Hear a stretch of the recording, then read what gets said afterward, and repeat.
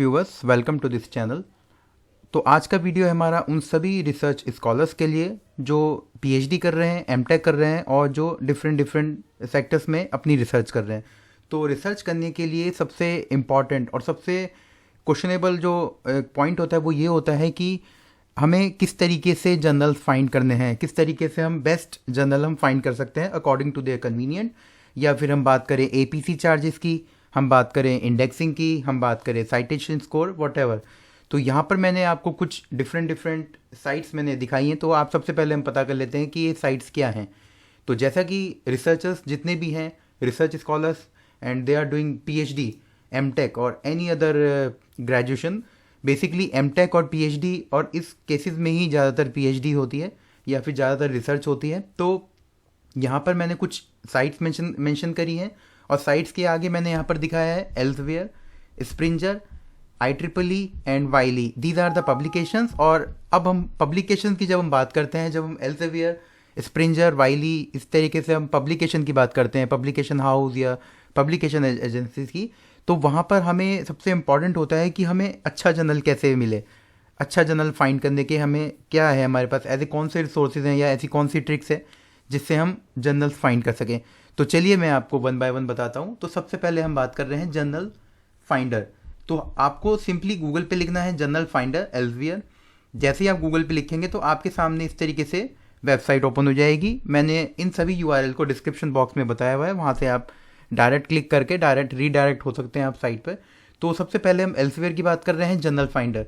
तो जब journal finder की बात होगी तो यहाँ पर हमें अपनी फील्ड से रिलेटेड कुछ जर्नल्स निकालने हैं। तो हम कैसे निकालें? तो आपको सबसे पहले निकालने के लिए क्या करना होगा, आपको जो भी आपका रिसर्च का टॉपिक है, आपको उससे रिलेवेंट एक पेपर डाउनलोड करना है। जैसे कि मैंने यहाँ पर एक पेपर डाउनलोड कर रखा है, 2021 का एक पेपर है, that is multi focus image fusion technique, that is a survey.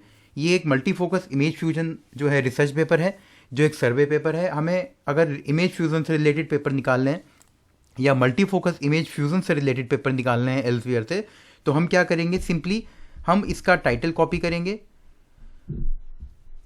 Title copy करने के साथ हम पहले हम बात कर रहे हैं एल्सेवियर की, क्योंकि यहाँ पर ये बोल रहा है enter your paper title here. तो हम पेपर का टाइटल पेस्ट करेंगे और उसके बाद हम यहाँ पर एब्स्ट्रैक्ट, ये आप कोई सा भी आर्टिकल ले सकते हैं अपनी फील्ड के अकॉर्डिंग। मैंने एक आर्टिकल लिया है एक ऑथर का, तो उसके अकॉर्डिंगली मैं टाइप कर रहा हूँ, यहाँ पर पेस्ट कर रहा हूँ। तो यहाँ पर आपको एब्स्ट्रैक्ट पेस्ट करना है।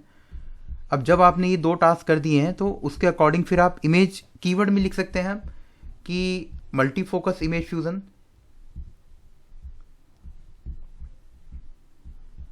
यहाँ पर मैं ये कीवर्ड टाइप कर देता हूँ, multi focus image fusion, that is a keyword. ये मैंने यहाँ पर पेस्ट कर दिया। यहाँ पर नीचे आ भी रहा है मल्टी फोकस इमेज फ्यूजन है या multi focus image fusion method. तो मैंने मल्टी फोकस इमेज फ्यूजन किया है।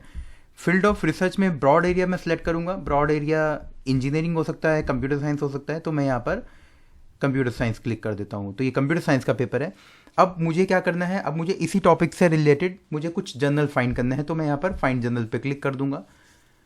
तो after some time you can see all the journals. तो कुछ जर्नल्स की लिस्ट आएगी निकल के, आप देख सकते हैं यहाँ पर साइट स्कोर, फर्स्ट पॉइंट आ रहा है साइट स्कोर, सेकंड आ रहा है टाइम टू फर्स्ट डिसीजन, यानी कि कोई भी जर्नल फर्स्ट डिसीजन के लिए कितना टाइम लेगा, तो वो भी आ रहा है।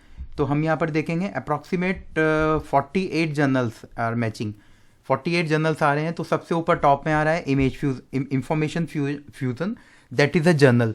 अब सबसे इंपॉर्टेंट चीज़ आपके यहाँ पर ये है कि जब भी हम ऑथर्स, रिसर्च स्कॉलर्स या अगर आप पेपर पब्लिश करना चाह रहे हैं तो आप सबसे पहले देखते हैं किसी पर्टिकुलर जर्नल का साइटेशन स्कोर कितना है, साइट स्कोर कितना है, उसका इम्पैक्ट फैक्टर क्या है, एक्सेप्टेंस रेशियो कितना है, time to first decision and time to publication.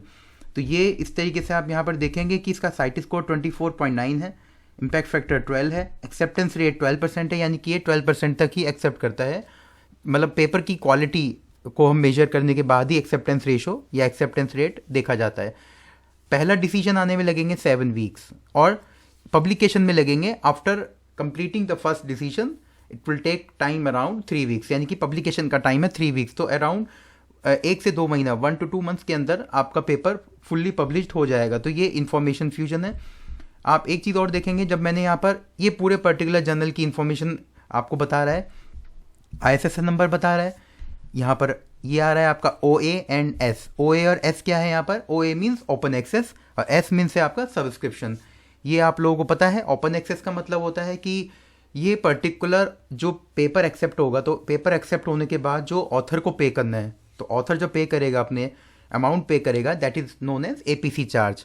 तो APC चार्ज यहाँ पर क्या है हमारा? ओपन एक्सेस में पेमेंट करता है ऑथर, और सब्सक्रिप्शन पार्ट में जो होता है वो फ्री ऑफ कॉस्ट होता है ऑथर के लिए, बट जो रीडर है, जो रीड करेगा, वो उसको सब्सक्रिप्शन फी वो पे करेगा टू द जर्नल। तो इस तरीके से हम ओपन एक्सेस और सब्सक्रिप्शन जैसे ऑप्शन को भी हम चूज़ कर सकते हैं।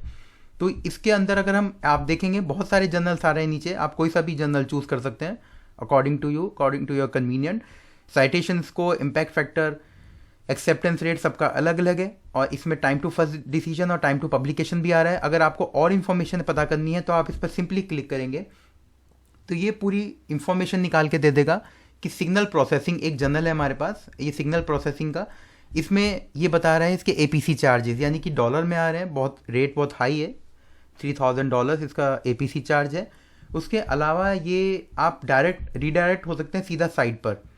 टॉप कंट्रीज़ बता रहा है, रीडरशिप कंट्रीज कहाँ कहाँ पे सबसे ज़्यादा पढ़ा जाता है आर्टिकल, तो US के अंदर है, कनाडा एंड इंडिया। तो ये अच्छा जर्नल है सिग्नल प्रोसेसिंग, तो इसके अकॉर्डिंगली आप चूज़ कर सकते हैं अपना आर्टिकल के लिए, अपने लिए कोई सा भी आप जर्नल ले सकते हैं जिसमें आपको पता लगे कि अगर मैं पेपर सबमिट कर रहा हूँ तो पेपर सबमिट करने के बाद मुझे कितने टाइम बाद मेरा फर्स्ट डिसीजन कंप्लीट होगा। तो आप देखेंगे मैंने इस पर क्लिक किया था तो नीचे ये और इन्फॉर्मेशन आ रही है, सब्जेक्ट एरियाज बता रहा है जर्नल के, रिसेंट आर्टिकल्स ये आपको बता रहा है, जर्नल स्कोप पूरा बता रहा है नीचे, type of contribution, original research work, whatever, anything, आप कुछ भी सर्च करना चाहें आप इस जर्नल फाइंडर टूल्स के थ्रू आप सर्च कर सकते हैं। अब हम बात करते हैं एल्सेवियर के बाद, सेकंड है हमारा स्प्रिंजर। स्प्रिंजर के अंदर भी सेम वर्ड है, आप देखेंगे स्प्रिंजर के अंदर भी आपको कुछ नहीं करना है, यहाँ पर सिंपल मैन्यूस्क्रिप्ट टाइटल डालना है, जो मैं दोबारा से अगेन ये जो टाइप करूँगा, मैन्यूस्क्रिप्ट टाइटल है मेरा multi focus image fusion technique, that is a survey. उसके बाद मैं यहाँ पर मैन्यूस्क्रिप्ट टेक्स्ट, मुझे एब्स्ट्रैक्ट फिर से कॉपी पेस्ट करना है, ये एज ए रेफरेंस हम कह सकते हैं कि रेफरेंस के तौर पर ले रहा है। तो रेफरेंस लेंगे तो फिर क्या होगा, इसमें आपके बेटर रिजल्ट्स आपके सामने आएंगे।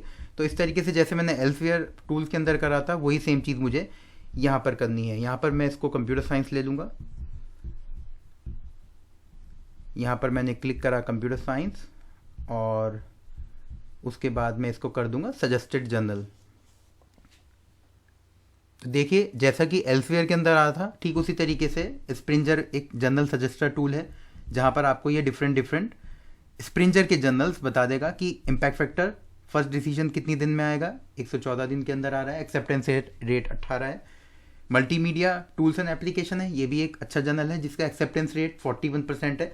इसमें चांसेस ज़्यादा हो जाते हैं ऑथर के अगर वो पेपर पब्लिश करना चाहते हैं।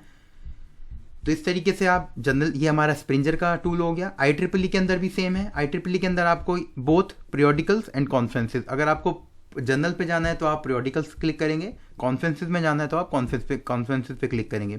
तो मैं यहाँ पर पीरियोडिकल्स लेकर मैं क्या करूँगा, जो मेरा पैरा यहाँ पर एब्स्ट्रैक्ट है मैं उसको कॉपी करके